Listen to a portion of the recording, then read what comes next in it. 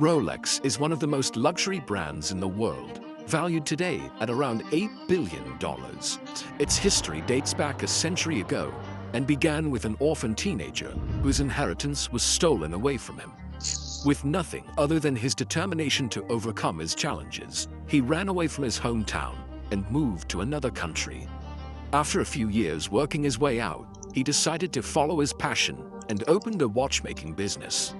Little did he know that this business venture would lead him to pioneer modern wristwatches, changing its whole industry and creating a billion-dollar empire.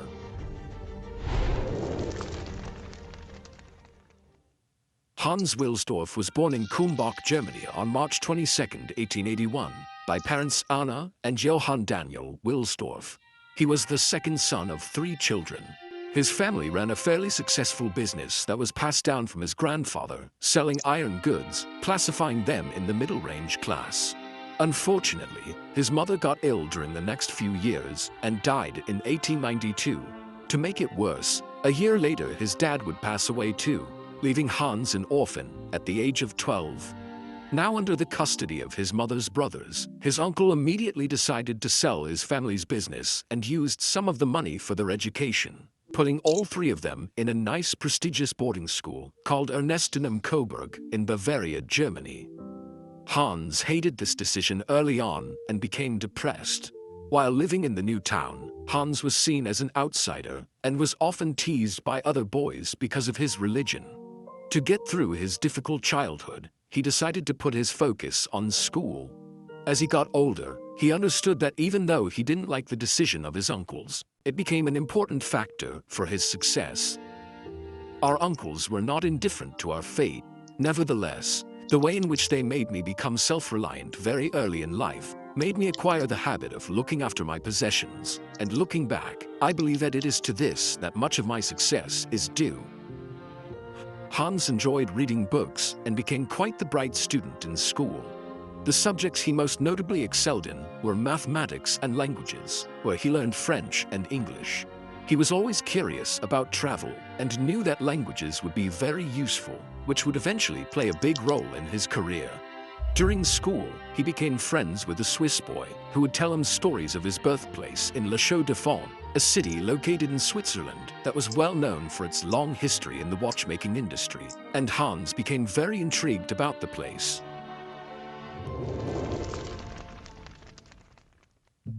One day, Hans had enough of the way of his life and left the boarding school in Germany to move to Geneva, Switzerland. At the age of 19, he got himself a job as an apprentice for an international pearl exporting company. This company was buying pearls from various markets and would sort, grade, and package them for sale to jewelers.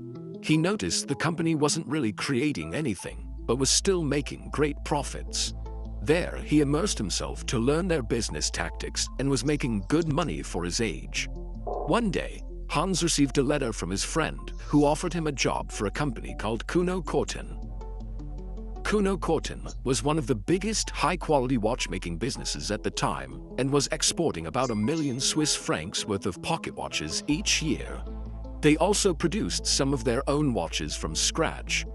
This well-known company was based in Le Chaux-de-Fonds, the place he always wanted to go. Even though the company he was already working at was more beneficial for him, his curiosity for the place and the business around watches were stronger. Therefore, in 1900, he moved to Le Chaux-de-Fonds to work for this company. He was hired as an English correspondent and clerk thanks to his ability to write and read English that he learned back in school, and was getting paid with a monthly salary of 80 Swiss francs. He was also responsible for winding hundreds of pocket watches every day and verifying they were accurate.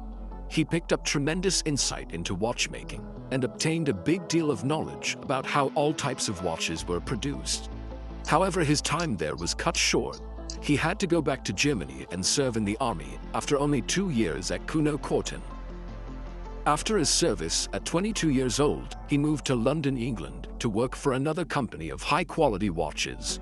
There, he was responsible for a bigger role and was now in charge of increasing their sales. During the 2 years he stayed there, he successfully managed to find more clients for the company and grew their sales over time. By then, he was already thinking about building his own business of watches and was learning everything he could to further his knowledge into his future business. During those years, he also met his future wife, Florence Frances May Crotty, and would get married shortly after.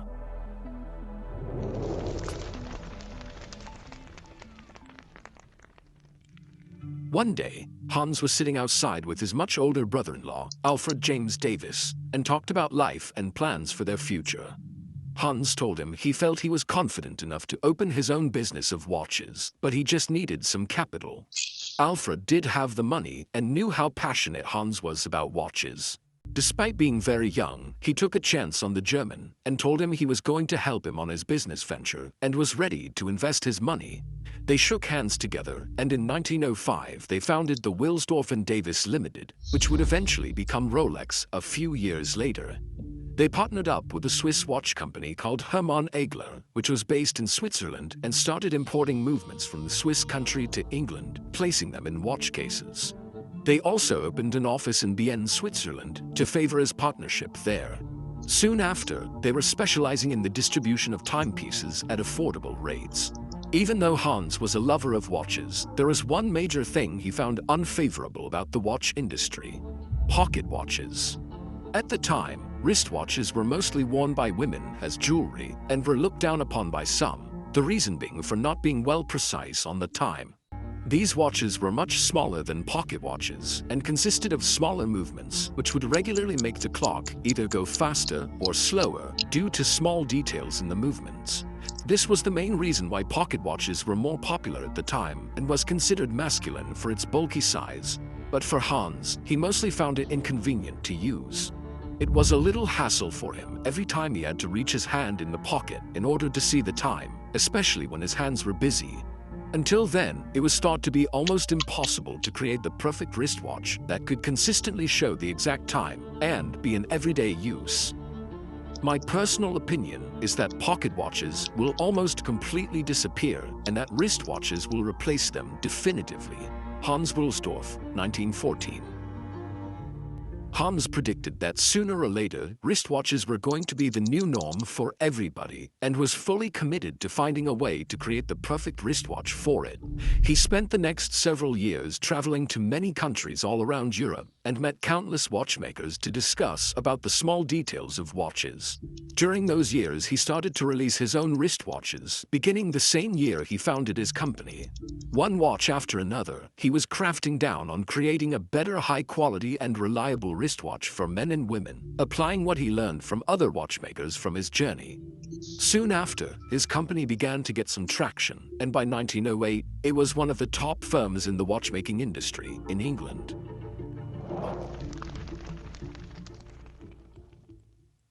By now, Hans wanted to change the name of his company to something high-class, catchy, and easy to say, no matter the language. It also needed to be short so the name could fit easily in the dial of the watch. He spent a big deal of time combining 5 letters from the alphabet to come up with something, until finally, Rolex was born. He immediately knew it was the perfect one, and a few days later, he registered the Rolex name as a trademark for Wilsdorf and Davis Limited in 1908. During the next few years, Rolex was becoming known for its high-quality wristwatches, and many rich people were already starting to use it. But it didn't take long after when the First World War broke out, and many businesses, including watch firms, were struggling to stay in business and even had to shut down in some cases. But not Rolex. This tragic event only made Hans' company more famous because of its already reliable wristwatches. Many soldiers were given Rolex watches instead of pocket watches because it was much easier and safer to use. It also helped them to better coordinate their attacks because of its precision on time. By then, the company had grown to such extent that they were employing 60 people in 1914 and had big open office spaces in London. To further their credibility, Rolex had already won the first ever wristwatch chronometer rating from Switzerland, followed by a Class A certificate of precision from London's Kew Observatory. This made the brand more trustworthy for people to buy. But not everything was sunshine and rainbows for Hans. In 1914, the British applied 33% tax for all companies registered in Great Britain that were exporting goods across international borders. It became a big concern for Hans, so he moved his company's headquarters from London to Bienne, Switzerland, in order to avoid these taxes. Another reason for his move was because of the World War. People from Britain began to dislike the Germans.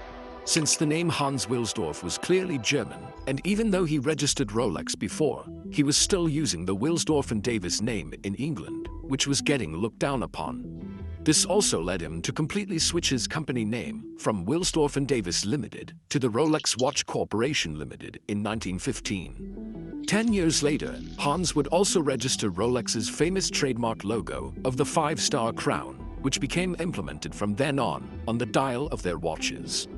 In 1919, the Rolex Watch Corporation moved its main office from Bienne to Geneva, where it still stands today. From now on, the company focused on manufacturing the watch movements in Bienne and would transport them to Geneva, where they carefully verify the movements were accurate, finishing them with their high-class design and launching their products. It's here in Geneva where Hans would go all in with his team to improve the technical innovation of the wristwatch. We must succeed in making a watch case so tight that our movements will be permanently guaranteed against damage caused by dust, perspiration, water, heat, and cold. Only then will the perfect accuracy of the Rolex watch be secured. Thanks to his patience and determination, it eventually paid off, and paid off big time. In 1926, Rolex released their new model that would forever change the watch industry, the Rolex Oyster, the first ever waterproof wristwatch in history. This new model was sealed with a very tight case that provided an optimal protection for the small watch movements inside, leading it to be waterproof.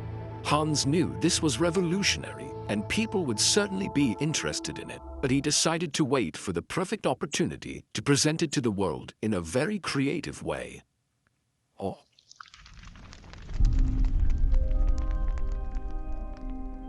In 1927, Hans heard about a woman from London named Mercedes Gleitzer, who claimed to be capable of swimming across the English Channel, a 20.5-mile body of water that separated England and France. People didn't believe her, so she was set to do it again in front of thousands of people, even though the water temperature was much colder.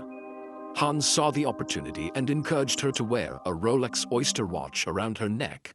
After swimming for over 10 hours, she was pulled out from the water after almost freezing to death and made it about 4/5 of the way across the channel. The task was not a complete success, but the Rolex Oyster came out of the water in perfect condition. People went crazy for the watch, and Hans followed the publicity by putting an ad in front of the London Daily Mail newspaper related to the event. This is the point where Rolex rose to international fame as a revolutionary watch. To further the hype, Hans also marketed his Rolex Oyster inside of fish bowls with real fishes in it, on the sale display of every Rolex dealership for people to see when they walked by. This genius strategy worked amazingly, and people became hooked on the products. By now, Hans decided to advertise heavily on Rolex, so in 1928, he worked with the top British model at the time, Evelyn Lane, to promote his watches. And of course, there are pictures of her wearing her wristwatch inside a fishbowl. The publicity didn't stop there. In 1933, Rolex Oysters were seen in the newspaper again, related to a flight over Mount Everest, in which the crew members who were wearing their Rolexes were very satisfied to see that after the flight, their watches were still 100% functional. Another example was when the famous driver Malcolm Campbell set a speed record for driving around 300 miles per hour, wearing his Rolex in 1935. Hans asked his permission to publicize it, and Malcolm accepted it, refusing to get paid.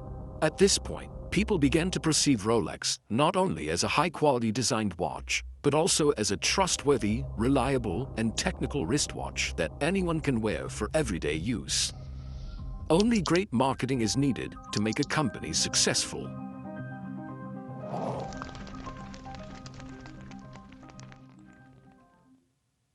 During these times, Rolex continued to fascinate people when they introduced their updated model, the Rolex Oyster Perpetual, in 1931. which was the first ever waterproof and self-winding wristwatch. Its previous model of the Rolex Oyster was a great achievement, but the challenge was that you still had to often manually wind the watch, which made it more difficult because of its tight case. You had to unscrew the Oyster crown first, wind it, then re-screw it again. Creating this self-winding watch was a dream that for centuries people tried to perfect, but none were successful. From 1934 to 1940, Hans also produced some high-quality watches outside of the Rolex firm and trademarked it under his own name, but it was discontinued due to the hatred that French, British, and US markets had for Germany. Even with all his achievements, Hans would sometimes struggle to make his way in the market and had to put double the effort to make a successful company due to his German name. When World War II broke out, Rolex took a hard hit. It became difficult and expensive to export products outside of Switzerland to some other big markets in Europe. Hans was frustrated with the situation, and to add to his bad luck, another tragedy followed. His wife passed away in 1944. To commemorate his wife, he established the Wilsdorf Foundation, a charity organization for social causes. Something to mention, shortly before Hans' death, he transferred 100% ownership of Rolex to the Wilsdorf Foundation, which still owns and controls Rolex to this day. Therefore, Rolex will never go public or be sold, nor will they ever pay any taxes because it's essentially a charity. As soon as World War II finished, Rolex started to take off, and tremendously. To give you an idea, in 1946, Rolex had sold its 50,000th certified Rolex chronometer, which they started certifying 20 years ago. By the next year, in 1947, their sales reached their 100,000th certified Rolex chronometer, doubling their sales from the past 2 decades in a single year. Its success was backed up from his new model that was released in 1945, the Rolex Datejust, the first waterproof self-winding wristwatch to indicate the date of the month on the dial. This was followed by another revolutionary model nearly 10 years later, the Rolex Day-Date, the first waterproof and self-winding wristwatch to not only include the date of the month, but also the day of the week. These types of watches are still seen to this day, which is often the standard for normal use of wristwatches. During the 50s, Rolex kept releasing a series of innovative watches. The most legendary one was the Rolex Submariner, introduced in 1953. It was the first deep-diving waterproof wristwatch that could reach 100 meters deep in the ocean without getting dysfunctional. Hans Wilsdorf died in the year 1960. Following his death, Rolex started to approach itself as the luxury brand it is today.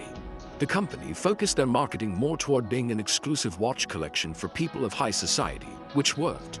Another factor to consider is that in 1985, Rolex started to manufacture their watches with 904L, a very endurable and expensive steel, becoming the first watch to ever do so, which is one of the reasons for their expensive prices. Today, Rolex remains as the most recognizable watch brand in the world.